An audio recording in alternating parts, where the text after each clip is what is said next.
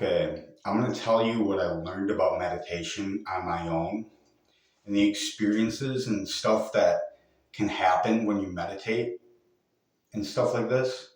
So I'll start out by saying when I meditate, the experiences what I had was peace of mind, tranquility, and I think of no thoughts, just paying attention to sound.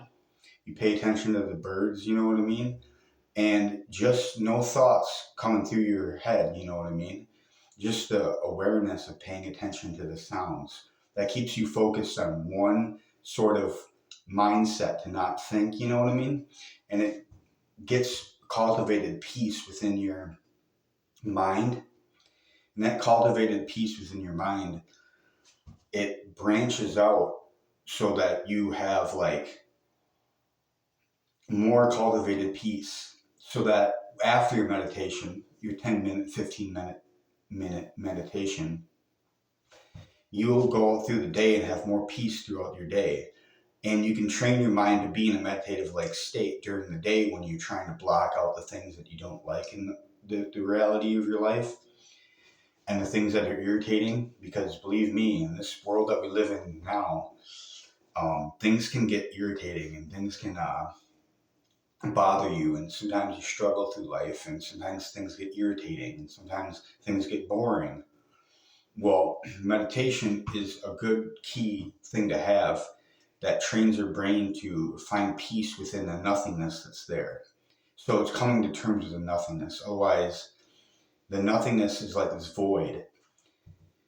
And it's coming to terms with that little by little, the void, the space of emptiness, nothingness. It's hard to wrap your mind around because you don't feel comfortable in them spots, in them places of mind when you have boredom or nothing to do and the nothingness is there and there's no thoughts in your mind, and things can be a little bit like what's the word I'm looking for, dicey. It can be dicey, meaning that like to accept the void, to accept these states of awarenesses would be a good thing. But sometimes during the day, we want to just have fun and to do things and to go, go, go. And if we're on the go, go, go, it's hard to slow down. And we don't want to, think of nothing and make ourselves go crazy when we have all this energy. You know what I mean? But good times like in the morning time or the afternoon to meditate, or during the day, then, I meditate sometimes around 12 o'clock. And that's good for me too, because it doesn't matter when you meditate, but the meditation should be strong. Your mind should be strong, super aware of the wind, the earth, the sun, all these things of your awareness. It can expand like the oneness that's real. Like you can feel into the land, like miles out from the land. You know what I mean? And things like this are possible when you get into an awareness state of where you're aware of other things but yourself. And that's outwardly meditating. And sometimes you focus inwardly, where you're focused on your body meditation, where you can feel your whole body. Every inch of your body you'll be aware of, and everything. I've been in a meditative like state before where I felt every inch of my body completely aware of my whole body, every inch of it. And that was a certain meditation too. So there's many different meditations that you can do. Um, so there's a lot of good things that happen to when you meditate. When you're meditating and closing your eyes, you could have lucid imagery, meaning your brain's wide awake, but you can still have this lucid imagery where you see images and stuff of things. You know what I mean? I had that a couple times when I was meditating too, where lucid imagery happens and I can see different like things like a mouse and different things like this. Well, that is really good to know that you're calming yourself down enough and your body gets relaxed. Okay, when you're meditating, you got to have a good posture sitting upright. You can't have your head slouched forward because gets confusing. Your state of consciousness, it's better if you tilt your chin up like this and keep your body aligned, because if you're out of alignment with like the posture and everything, when you get into the heightened states of awareness and you feel like your head's rocking forward, it's going to unbalance you. It unground you. It ungrounds you because you're feeling like it's a weird position of your body to be in, and you're aware of that. So if you're aware of your states of being, like, of what you're doing, it can have certain effects on you. You know what I mean? If you're leaning too far forward, but if you're leaning too far back, it can have the same like vertigo effect of the meditation, because that's why you got to sit upright and to do things like that, and it helps you concentrate even more and be in that concentrative like state. Otherwise, when you get in that concentrative like state, when you're, say, like off tilter, it can make you feel uncomfortable. But that's all that is. But it's like 6 minutes in. Okay. Yeah, I basically covered the meditation of mainly Sadara. Just said, I'm glad that she's talking to me. She hasn't talked to me all day, and then she decided to talk to me now when I'm on this video. Said to me, her ethereal ghost soul. I want to go astral project out of body too, and through my meditations I could do this, but I'm on day 2 of fasting because I broke the fast after 8 days of not eating anything. And I was basically getting to the stage where I wasn't hungry at all. And I'm going to get to the stage where I don't get hungry anymore. And I can just, do things like not eat food, just do other things during the day to occupy myself. But basically, I just want to focus on having my light body activated and being closer to the heightened states of my soul, closer to my higher self, so that I can have sharp and clear thoughts by fasting.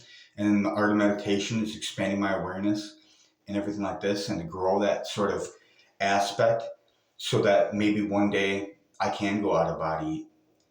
Well, I went out of body before but there were instances where it wasn't trying literally. But if I could do it upon my will, that'd be really awesome. I never really gone too far away from my body to experience anything super magical, but it was enough to where I had certain experiences where it was magical enough to where I know that it exists. Like after death, we do go out of our bodies, and that we have a permanent ghost soul that's with us, that helps us in these endeavors. You know what I mean? To like, we have higher awareness, let alone like we have memories of more than our past lives. We have our past soul experiences within the ghost form and in physical forms. We have all that knowledge with us, and these are just more experiences that our life is carrying out in the physical body. In the physical body, there's plenty of fun things to do. If the world was a better place and more fun, happy-go-lucky place, it was meant to have heaven within you. The 12 strands of DNA and everything has heaven within it, within yourself. But they're trying to make a hell out of this earth. And there's good and then there's bad. There's good things in this world and bad things in this world. It's a mix of both worlds in this reality. But I'm focusing on the good. I'm focusing on what I can do to better myself and to get my goals and aspirations done, like fasting and doing all this. But I did ask that one girl out, but she was dating somebody. So that girl that I really liked, I just got to move on and find a girlfriend that's single. Find a girl that's single so I can date her. You know what I mean? and have this sort of, you know what I mean, good sort of vibe every day, and that I would like to go wherever she goes. Because sometimes I have too much time in my hands during the day, and I don't know what to do all the time during the day. But if she has fun things to do that she likes to do, I would go with her, do them fun little things, and it'll help me throughout the day. You know what I mean? It really would. Because I do what I like to have fun and to do during the day. But then I run short to fill up my whole day with, I got to like volunteer work, do some work for some people, volunteer, keep myself busy. But I got to busy with meditation, busy with working, busy with keeping my mind occupied so I'm not overthinking about my life. Because if I have too much time on my hands, then I overthink. But I haven't been overthinking as much when I meditate because meditation helps out a lot. But anyway, I, Cody Camrath, love, worship, honor, and obey the divine princesses, goddesses, and girls out there. Amen.